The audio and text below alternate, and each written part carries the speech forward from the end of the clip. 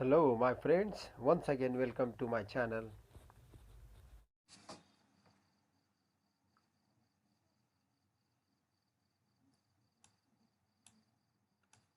रचनावाद. William वुडने पहिली मानसशास्त्रीय प्रयोगशाळा स्थापन केली. त्याला प्रायोगिक मानसशास्त्राचे जनकत्व मिळाले. परंतु वुडन जेवढ्या तेवढ्यावरच थांबला नाही. त्याच्या मते मानवी बोधावस्था, मानसिक क्रियांचे विश्लेषण करणे हेच मानसशास्त्राचे कार्य आहे.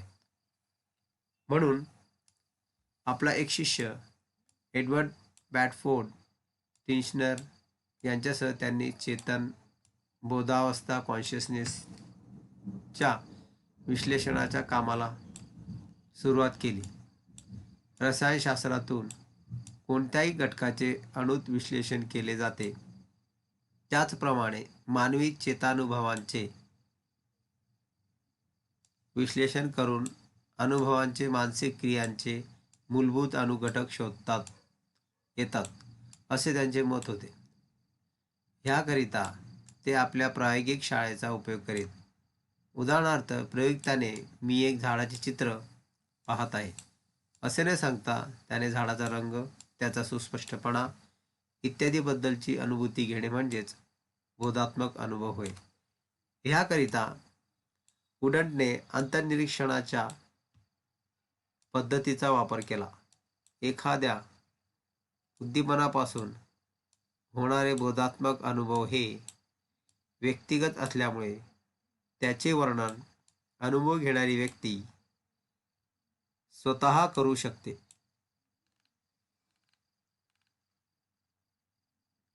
म्हणून त्यांच्या दृष्टीने अंतर्निरीक्षणाला खूप महत्त्व होते.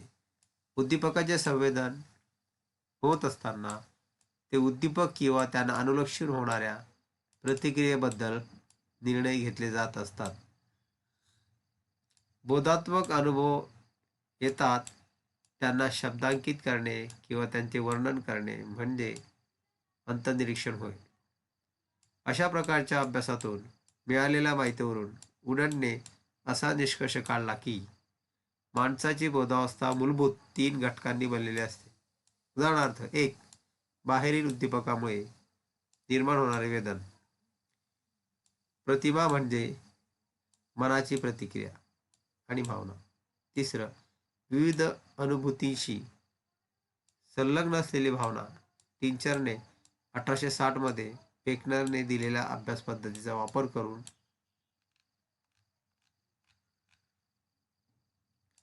कार्यवाद, फंक्शनलिझम. कार्यवादाचा प्रणेता विल्यम जेम्स हा पहिला अमेरिकन मानसशास्त्रज्ञ होय.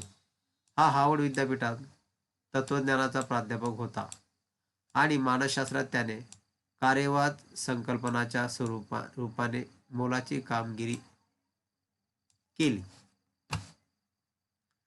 जेम्स हा मूलतः हार्वर्ड विद्यापीठात शरीरशास्त्राचा प्राध्यापक असून त्याला तत्त्वज्ञानातही अभिरुची होती. 1875च्या सुमारास त्याने मानसशास्त्र शिकायला सुरुवात केली व तो मानसशास्त्रीय प्रयोगही करू लागला. या प्रायोगिक अभ्यासावर आधारित द प्रिन्सिपल ऑफ सायकोलॉजी हे पुस्तक 1890 मध्ये प्रसिद्ध केले. जेम्स रचनावाद्यांशी संपूर्णतः असहमत असून त्याच्या मते मानवी मनोव्यापार हे कार्यवादी आहेत.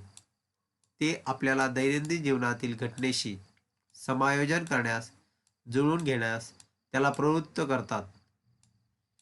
या विचारातून बोधावस्था, मानसिक क्रिया व वर्तन यांच्या संबंधाचा विचार जन्माला आला.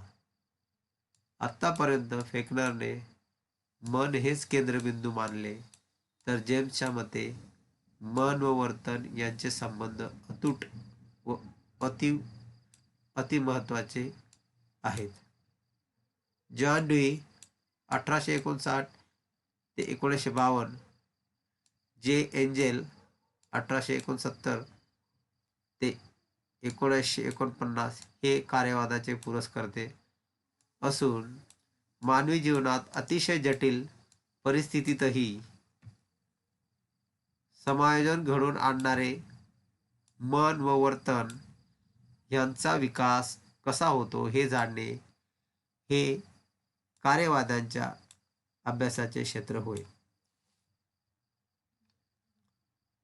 कार्यवाद्यांनी प्रायोगिकरित्या बरेच संशोधन करून अध्ययन, प्रेरणा, समस्या परिहार इत्यादी क्षेत्रात मोलाची भर घातली आहे. नावाप्रमाणे कार्यवादी मानसशास्त्रज्ञांना मानसिक क्रिया व वर्तन या क्षेत्रात जास्त अभिरुची होती. वर्तनवाद, बिहेवियरिझम. मानसशास्त्र झपाट्याने प्रगती करत होते. नव्याने उदयास आलेल्या मानसशास्त्राच्या ह्या क्षेत्रात झपाट्याने परिवर्तन होत होते. रचनावाद, कार्यवाद्यांनी दिलेली मन व बोधावस्थेची संकल्पना काढून जॉन वॅटसनने 1878-1958 वर्तनवाद प्रस्थापित केला. वॉटसनने शिकागो विद्यापीठातून PhD ची पदवी मिळवली.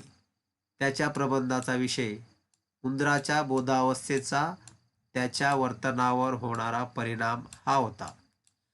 त्यांच्या मते बोधावस्था ही अमूर्त कल्पना असून त्याची व्याख्या करता येत नाही.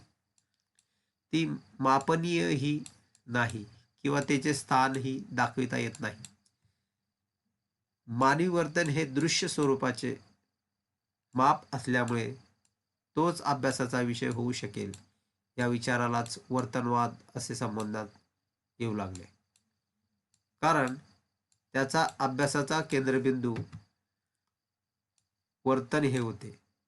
वॉटसनच्या मते वर्तन हे संपादित असते म्हणून त्यात अपेक्षित परिवर्तन येते. वॉटसनच्या मते उपजत घटकांना विशेष महत्त्व नव्हते. पुढचा वाद समग्राकृती किंवा समष्टीवाद, गेस्टाल्ट सायकोलॉजी. अमेरिकेत वॉटसनचा रचनावादावर व कार्यवादावर वैचारिक हल्ला चालू असताना त्याच सुमारास जर्मनीत एक वेगळीच विचारधारा अस्तित्वात येत होती. त्यांना वॉटसनचा वर्तनवाद मान्य असला तरी त्याची भूमिका सर्वस्वी वेगळी होती. त्याच्या मताप्रमाणे रचनावाद्यांनी सांगितल्याप्रमाणे आपणास असंख्य रंग किंवा विविध सुस्पष्टतेच्या छटा यांच्या बेरजेने संवेदन होत असे नाही, तर आपण एक समग्र, सलग, अखंड झाड पाहतो. म्हणजेच वडाचे झाड, त्याची पाने, फांदी, खोड हे झाडाचे भाग आहेत, परंतु त्यांना झाड म्हणता येत नाही. किंवा माणूस म्हणजे हात, पाय, धड किंवा डोके नसून हे सर्व मिळून जे तयार होते त्याला माणूस म्हणतो.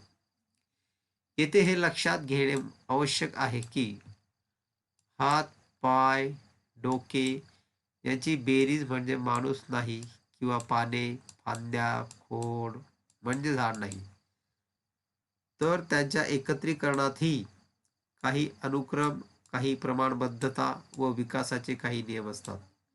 समष्टीवाद्यांच्या मते आपणास संवेदन होते ते सर्व घटकांच्या एकत्रीकरणामुळे, म्हणजे संपूर्ण रचनेमुळे आपणास संवेदन होते.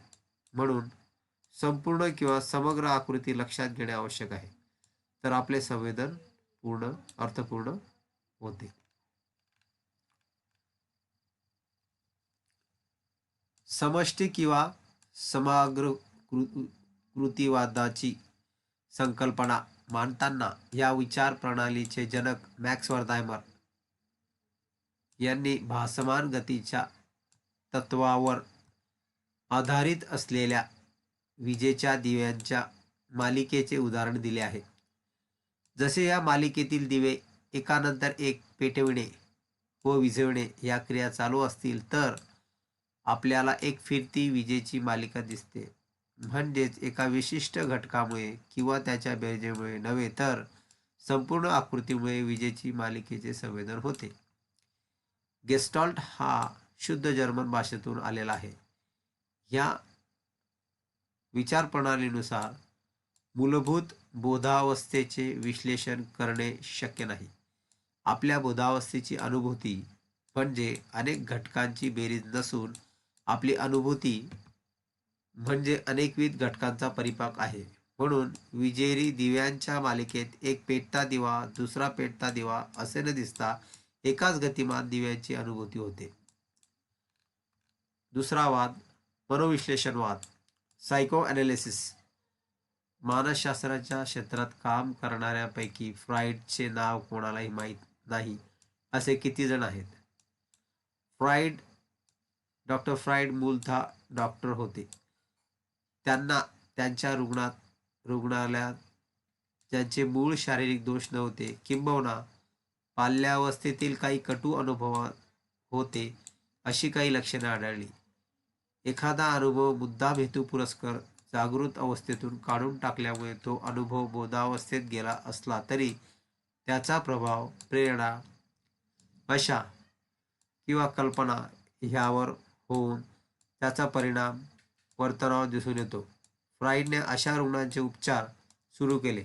त्याने अशा रुग्णांच्या उपचाराकरिता मानसोपचार ही सायकोलॉजिकल ट्रीटमेंट, व्यक्तिमत्वाच्या सर्वसमावेशक सिद्धांतावर आधारित अशी उपचार पद्धती सुरू केली.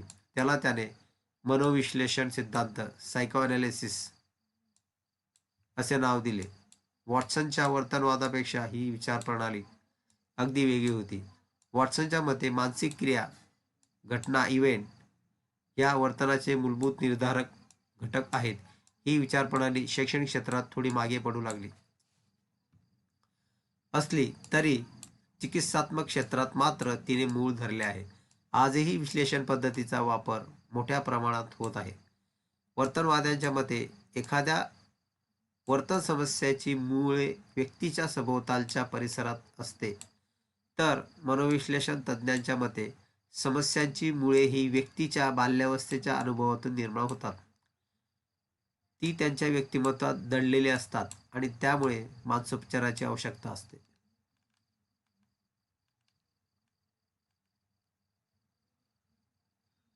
व्यक्ती विविधतेचा अभ्यास, the study of individual differences. Galton ही व्यक्ती मानसशास्त्रात महत्त्वाची म्हणून ओळखली जाते. त्याने स्वतःची अशी वेगळी मतप्रणाली मांडली नाही. सुरुवातीच्या काळात मानसशास्त्रज्ञ वर्तनाच्या कारणमीमांसाचा विचार करण्यात व वर्तनाचे एखादे सर्वसामान्य म्हणजे सर्वांना सारख्या प्रमाणात लागू पडेल असे तत्त्व शोधण्यात घडले होते. परंतु अभ्यासांती त्यांना व्यक्ती विविधताच आढळली. गाल्टनने ह्या व्यक्तिविविधतेच्या क्षेत्रात बुद्धिमत्तेवर अभ्यास करून बरीच मोलाची भर घातली. चार्ल्स डार्विन हा गाल्टनचा दूरचा नातेवाईक असून तो एक जीवशास्त्रज्ञ होता. त्यालाही बुद्धिमत्तेच्या क्षेत्रात अभिरुची होती. त्याच्याकडून प्रेरणा घेऊन गाल्टनने बुद्धिमत्तेची काही परिणामे शोधून काढली. इसवी सन 1884 मध्ये त्याने प्रतिक्रिया काळ, दृष्टिक्षीणता, स्नायुबल इत्यादी मापनाच्या बऱ्याच चाचण्या तयार केल्या. शिवाय त्या अनुवंशशास्त्रज्ञ, हवामानशास्त्र, अंगुली मुद्रा यात तज्ज्ञ होता. गाल्टनने शारीरिक गुणवैशिष्ट्या आधारे बुद्धिमापनाचा प्रयत्न केला, परंतु तो तितकासा यशस्वी झाला नाही. जनसमूहातील व्यक्तिविविधतेच्या अभ्यास कार्यात गाल्टनचा इतर संशोधकांना दीपस्तंभासारखा उपयोग झाला. मानवतावादी मानसशास्त्रज्ञ, ह्युमॅनिस्टिक सायकोलॉजी. तात्कालिक प्रचलित मतप्रणालीला आव्हान देऊन नवीन तत्वांच्या आधारावर नवीन तत्वप्रणाली अस्तित्वात येते. मानवतावादी मतप्रणाली ही याला अपवाद नव्हती. 20व्या शतकाच्या मध्यकाळात वर्तनवाद विश्लेषणवादाचे बरेच वर्चस्व होते, परंतु बऱ्याच मानसशास्त्रज्ञांना या विचारधारा किंवा त्याची तत्त्वे पटत नव्हती. या मानवतावादी विचाराचे प्रणेते अब्राहम मॅस्लो, कार्ल रॉजर्स यांच्या मते वर्तनवाद अतिशय यांत्रिक तर मनोविश्लेषणवाद हा व्यक्तीच्या दोषांना अवाजवी महत्त्व देणारा आहे. वस्तुतः माणूस आपल्या बाल्यावस्थेतील दुःखद व कटू अनुभव व प्रतिकूल परिस्थिती यांच्यावर मात करून सुख आणि शांती मिळवण्याकरिता धडपडत असते. अलीकडच्या काळात मानवतावादी वर्तनवादी मतप्रणालीत उलटसुलट चर्चा जोरात चालू आहे.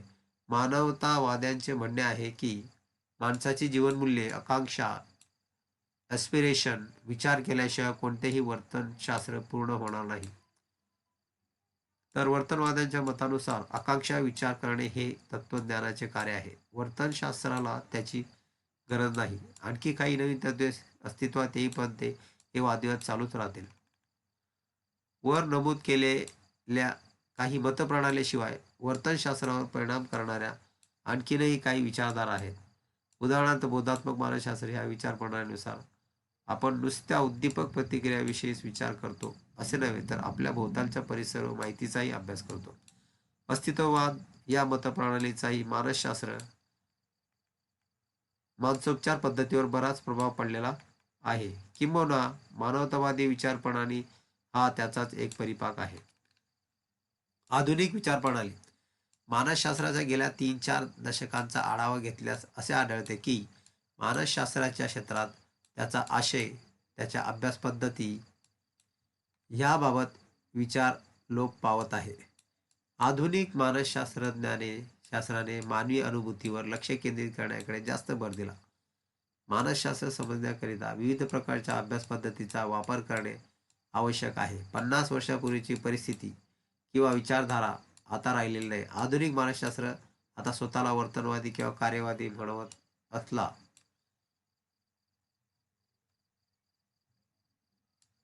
वर्तनवादी कार्यवादी म्हणत असला तरी इतर मतप्रणालींचे विचार ऐकून घेण्याइतपत तो उदारमतवादी आहे. एखाद्या मतप्रणालीला धरून राहण्यापेक्षा इतर विचारधारातून चांगले तेवढे वेचून आपण समृद्ध व्हावे असे त्याला वाटते. आधुनिक मानसशास्त्रज्ञ एखाद्या विशिष्ट मतप्रणालीलाच स्वतःला वाहून घेण्यात धन्यता मानतो. इथे आणखीन एक गोष्ट लक्षात ठेवायची आहे की कालानुरूप जसजशा नवीन मतप्रणाली अस्तित्वात आल्या तसतशा जुन्याचे महत्त्व कमी होत गेले आणि त्यामुळे विविध मतप्रणालींचे बऱ्याचशा कालबाह्य ठरल्या.